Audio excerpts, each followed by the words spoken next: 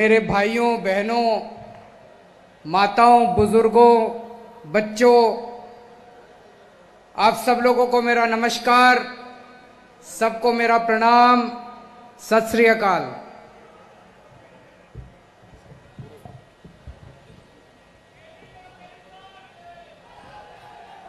मैं देख रहा हूं दूर दूर तक जहां भी नजर जा रही है इतने लोग आज आए हुए हैं। पूरे पंजाब से लोग आए हुए हैं, इतनी भारी संख्या में लोग आए हुए हैं। आप सब लोगों को मैं सल्यूट करता हूं, आप सब लोगों को मैं धन्यवाद करता हूं कि आप इतनी दूर से चल के इतना समय निकाल के आए, उसके लिए बहुत बहुत शुक्रिया। आज मैं आपके बीच में पंजाब के किसानों को सल्यूट करने के लिए आया हूं दिल्ली से। जिस तरह से केंद्र सरकार ने 3 काले कानून पास किए, मोदी सरकार ने 3 काले कानून पास किए, सबसे पहले उसके खिलाफ विरोध में आवाज निकली, पंजाब से आवाज निकली। सबसे पहले पंजाब के किसानों ने उन तीनों कानूनों की खिलाफत करनी चालू करी। पंजाब के अंदर सबसे पहले आंदोलन उठा और वो आंदोलन दिल्ली पहुंचा। जो आग पंजाब के अंदर आप लोगों ने लगाई, आज वो पूरे देश के अंदर आग लग रही है। सारे देश के किसान आज खड़े हो गए आप लोगों के साथ।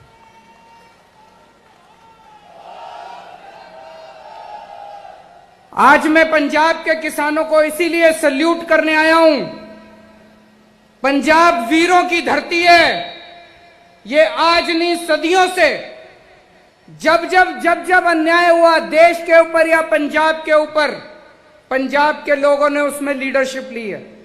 और इस बार भी तीनों कानूनों के खिलाफ पंजाब के किसानों ने लीडरशिप ली है। मैं सल्यूट करने आया हूं पंजाब के लोगों को कि अब केवल पंजाब के किसानों का आंदोलन नहीं बना, अब ये हर आदमी का, हर औरत का, हर बच्चे का आंदोलन बन गया है। और केवल पंजाब में नहीं, मैं दिल्ली से आया हूं, दिल्ली के घर घर के अंदर ये आंदोलन पहुंच गया है। मैं अभी सूरत गया था।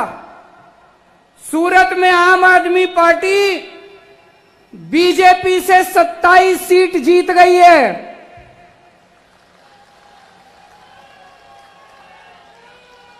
बीजेपी के गढ़ के अंदर, गुजरात बीजेपी का गढ़ माना जाता है, सूरत में आम आदमी पार्टी पहली बार चुनाव लड़ी और पहली बार में सूरत के अंदर कांग्रेस की 0, आम आदमी पार्टी की 27 सीट आई हैं।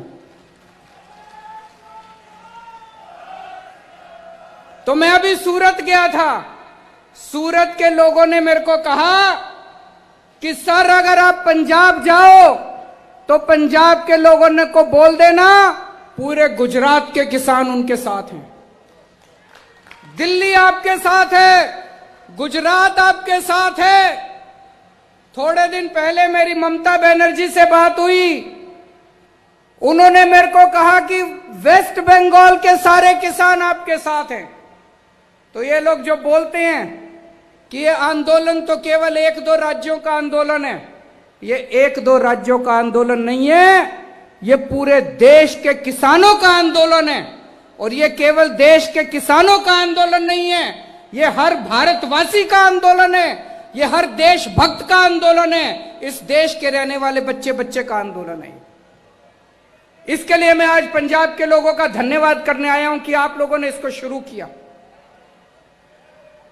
शुरू से मैं इस आंदोलन में मैंने केवल समर्थन नहीं किया, इस आंदोलन का हिस्सा बनके मैंने इस आंदोलन के अंदर भाग लिया। और आज उसको मेरे को हर जाना, ये हमें परेशान कर रही है मोदी सरकार, खूब परेशान कर रही है। अब ये हमारी सारी पावर छीनने का कानून लेके आए हैं संसद के अंदर। जब पंजाब से किसान दिल्ली की तरफ चले नवंबर के महीने में, तो हरियाणा के अंदर हर शहर में इनको रोका गया, इनके ऊपर पानी की बौछारें छोड़ी गई, बैरिकेड लगाए गए, आंसू गैस के गोले छोड़े गए, हर जगह इनको रोकने की कोशिश की गई। लेकिन पंजाब के किसान कहां मानने वाले हैं? वो चलते गए चलते गए चलते गए, सारे अड़चन पार करते हुए, इनके बैरिकेड तोड़ते हुए, पानी की बौछारें पार करते हुए पंजाब के किसान दिल्ली के बॉर्डर पे पहुंच गए। जब किसान दिल्ली के बॉर्डर पे पहुंच गए तो दोस्तों मोदी सरकार ने एक बहुत बड़ा षड्यंत्र रचा। उन्होंने बहुत बड़ी प्लानिंग करी। मोदी सरकार ने प्लानिंग करी कि इन किसानों को दिल्ली आने देते हैं। जब ये दिल्ली आ जाएंगे तो 9 स्टेडियम, 9 बड़े बड़े ग्राउंड इन्होंने प्लानिंग करी, मोदी सरकार ने उनको जेल बना देते हैं और उन जेलों के अंदर पंजाब के सारे किसानों को डाल देंगे। वहां ये कई महीनों तक पड़े रहेंगे, इनका आंदोलन खत्म हो जाएगा। दोस्तों अपनी किस्मत अच्छी थी। उन स्टेडियम को जेल बनाने की पावर मोदी सरकार को नहीं थी, वो हमारी सरकार को थी। ये किस्मत थी, ऊपर वाले की कृपा है, वाहेगुरु जी की कृपा है कि स्टेडियम को जेल बनाने की पावर मोदी सरकार की नहीं थी। तो मोदी सरकार ने मेरे पास फाइल भेजी कि ये 9 स्टेडियम जेल बनाने हैं। मैंने पूछा क्यों बनाने हैं? बोले ये जो किसान आ रहे हैं इनको जेल में डालना है। तो दोस्तों हमने कहा हम नहीं जेल नहीं बनने देंगे। इन्होंने खूब फोन करे मेरे को, इन्होंने खूब दबाव डाला, खूब प्रेशर डाला, लेकिन हम नहीं झुके। अभी जर्नैल सिंह ने पढ़ के बताया, मैंने फाइल पे लिख दिया किसानों का आंदोलन अहिंसक है, इनकी मांगे जायज हैं, मोदी सरकार तुरंत इनकी मांगे मान ले और हम इनको जेल नहीं बनने देंगे। दिल्ली पुलिस की अर्जी हम लोगों ने खारिज कर दी, हम लोगों ने कैंसिल कर दी।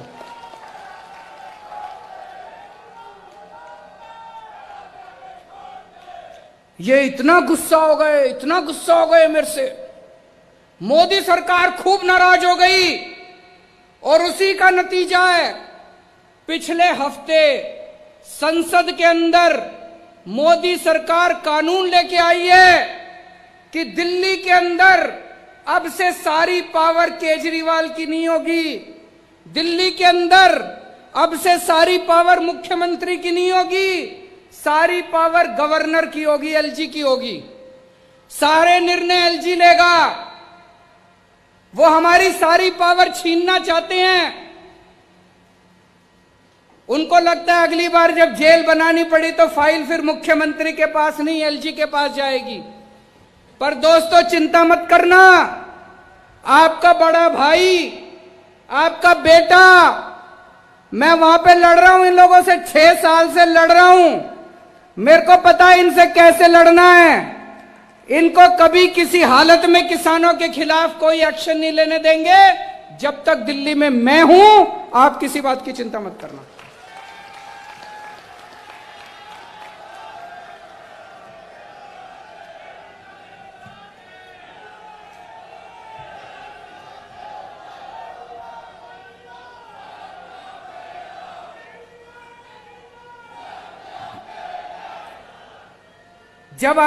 जब बॉर्डर पे किसान आके रुक गए,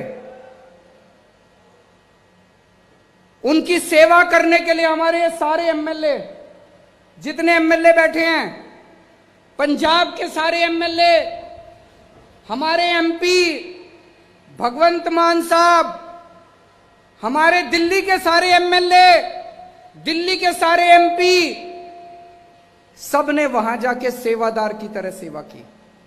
मैंने सबको बोल दिया, वहां जाओगे पार्टी का झंडा नहीं लेके जाना, पार्टी की टोपी नहीं पहन के जाना, पार्टी का नाम भी नहीं लेना, केजरीवाल का नाम भी नहीं लेना, सेवादार बनके वाहे गुरु जी का नाम लेके किसानों के बीच में जाके सेवा करना। इन्होंने सबने जाके रोज सेवा करी, और भी बहुत लोगों ने सेवा करी, केवल हमने नहीं। वहां पे और बहुत सारी जत्थेबंदियां हैं, सब लोग ने लंगर लगा रखा है। हमने दिल्ली सरकार की तरफ से वहां सारा पानी का इंतजाम करा, टॉयलेट का इंतजाम करा, हमने वहां पे लंगर का इंतजाम करा।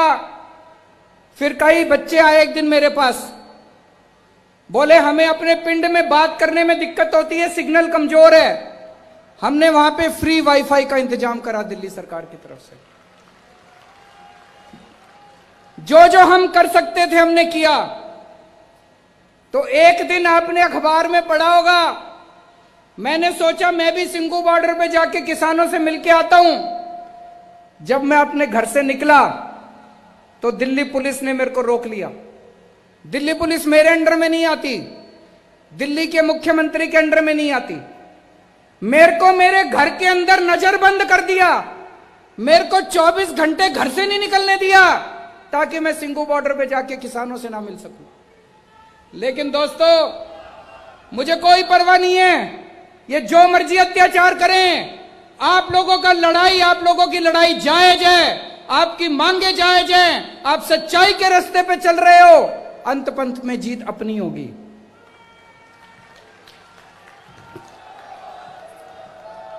इन्होंने आंदोलन को, किसानों को बदनाम करने की कोशिश करी। कभी कहते हैं खालिस्तानी है, कभी कहते हैं आतंकवादी है, कभी कुछ कभी कुछ, किस्म किस्म के इल्जाम लगाए आंदोलन के ऊपर। लेकिन देश की जनता देख रही है, इनका एक भी नहीं चली। आम आदमी पार्टी ने, इनके जितने बीजेपी के नेताओं ने गालियां दी, जितने बीजेपी के आगुओं ने हमारे किसानों को गालियां दी, आम आदमी पार्टी ने इनके ऊपर 70 केस कर रखे हैं, इनके सारे बड़े बड़े नेताओं के ऊपर केस कर रखे हैं। मुझे पूरी उम्मीद है ये जितने लोगों ने गालियां दी हैं, एक दिन ये सारे जेल जाएंगे जब आदेश पारित होगा।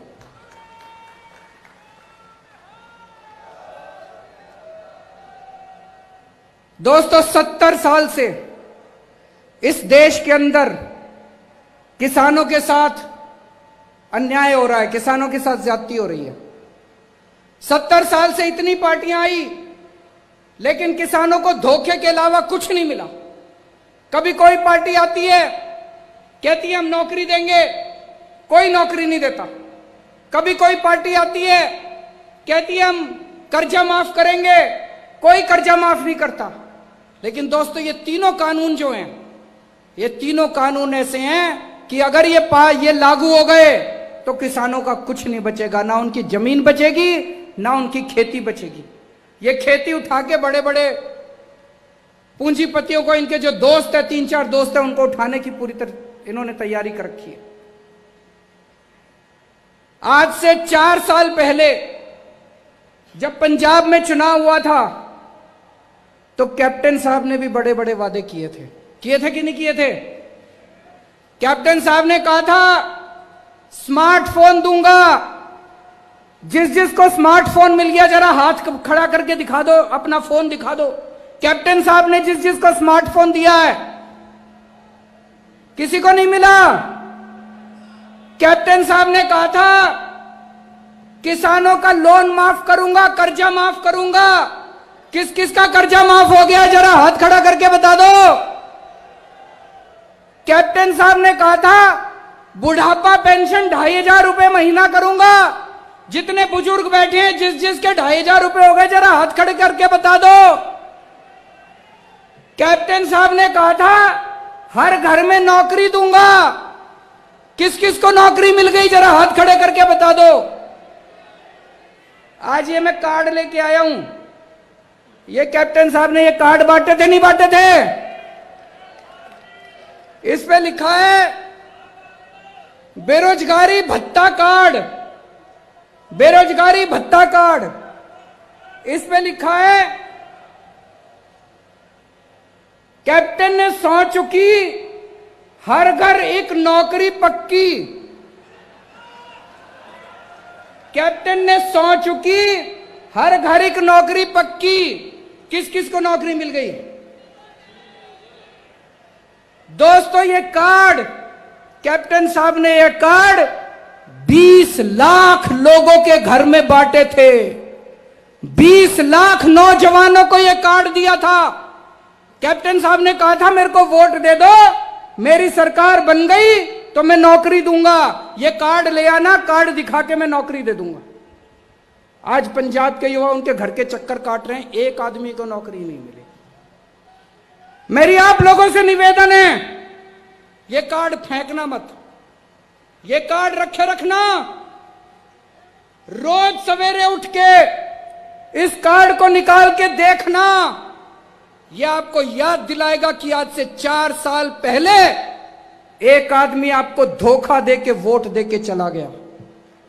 ये कार्ड आपको याद दिलाएगा कि किस तरह से कैप्टन साहब ने आपको झूठ बोल के वोट लिया। ये कार्ड फेंकना मत। अगले 1 साल तक रोज सवेरे उठ के ये कार्ड देखना। मैं आपसे पूछना चाहता हूं कि अगर कोई आपको धोखा देता है तो आप क्या करते हो? उससे बदला लेते हैं। कैप्टन साहब ने आपको धोखा दिया, 1 साल के बाद उनसे बदला लेना है नहीं लेना है? लेना है नहीं लेना? हाथ खड़ा करके बताओ जरा। जिसने धोखा दिया, पूरे पंजाब को धोखा दिया। ना किसी को नौकरी दी, ना किसी को रोजगार दिया, ना किसी का लोन माफ किया, ना किसी की बुढ़ापा पेंशन लगाई। अभी 2 दिन पहले एक टीवी चैनल, क्या नाम है यहाँ? एबीपी गंगा, एबीपी चैनल वालों ने 2 दिन पहले एक सर्वे किया था। देखा था? सर्वे आया था। क्या था सर्वे में? 2 दिन पहले उन्होंने सर्वे किया था कि आज अगर चुनाव हो तो पंजाब में किसकी सरकार बनेगी। सर्वे में आया है कि पंजाब के लोग कह रहे हैं कि आज अगर चुनाव हो तो पंजाब के अंदर आम आदमी पार्टी की सरकार बनेगी। मैं नहीं कह रहा, सर्वे में आया है। एबीपी चैनल वालों ने सर्वे किया है। सर्वे के अंदर निकल के आया है कि आम आदमी पार्टी नंबर 1 पार्टी है, आम आदमी पार्टी की सरकार बनेगी। तो दोस्तों, ये कार्ड संभाल के रखना। 1 साल के बाद जब आम आदमी पार्टी की सरकार बनेगी, जिन जिन लोगों को कैप्टन ने यह कार्ड दिया था उनको आम आदमी पार्टी नौकरी देगी।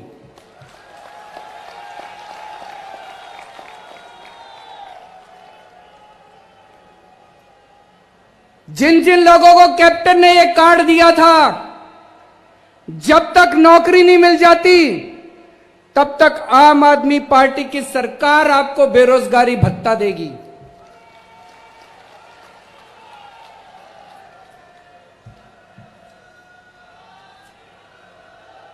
कैप्टन साहब ने जितने वादे करे, एक भी वादा पूरा नहीं किया। दिल्ली के अंदर हम भी चुनाव लड़े थे।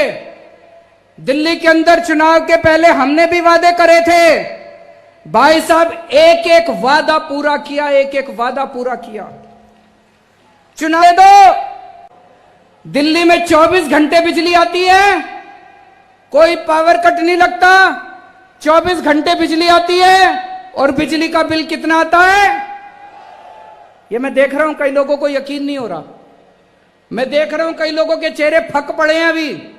उनको समझ नहीं आ रहा, रे ऐसे कैसे हो सकता है? बिजली का बिल 0 कैसे आ सकता है?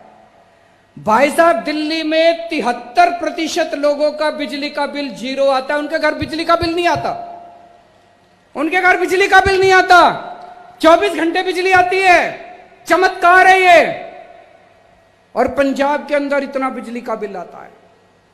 तो दिल्ली के अंदर अगर 24 घंटे बिजली आती है, दिल्ली के अंदर 0 बिजली का बिल आता है, पंजाब में बिजली का बिल 0 होना चाहिए, नहीं होना चाहिए?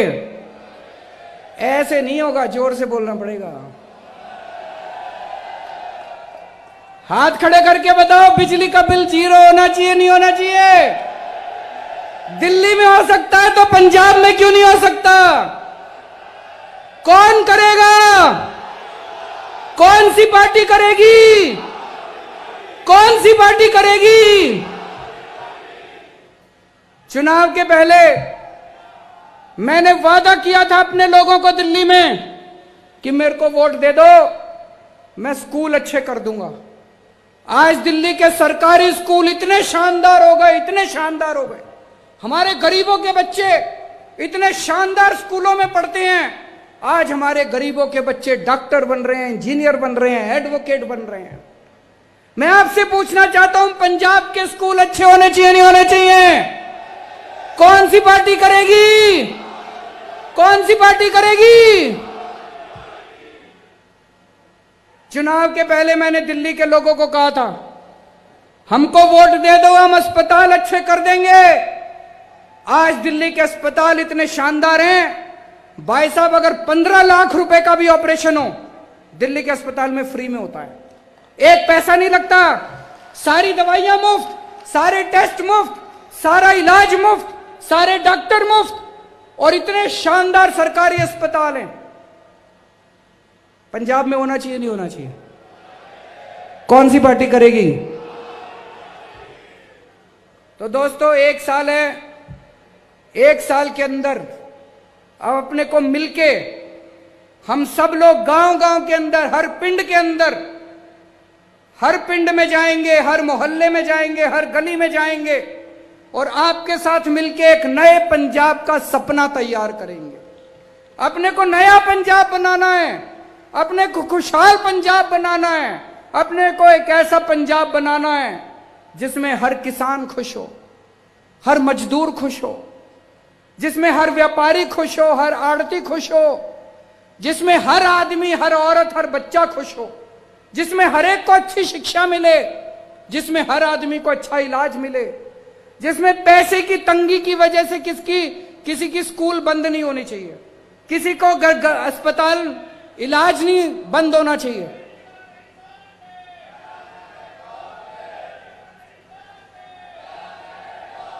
तो हम सब लोगों को मिलकर एक ऐसा पंजाब बनाना है। अगले 1 साल में हम सब मिलकर एक ऐसे पंजाब का सपना तैयार करेंगे। उसके बाद आम आदमी पार्टी की सरकार आएगी और आपके साथ मिलके पंजाब को एक नया पंजाब बनाएंगे, खुशहाल पंजाब बनाएंगे। एक बार फिर से मैं पंजाब के किसानों को कहना चाहता हूं, पंजाब के लोगों को कहना चाहता हूं, हम तन मन धन पूरी तरह से, मैं, मेरी पार्टी, मेरी सरकार किसानों के साथ है। और जब तक ये तीनों कानून मोदी सरकार वापस नहीं लेती, हम चैन से नहीं बैठेंगे। बोले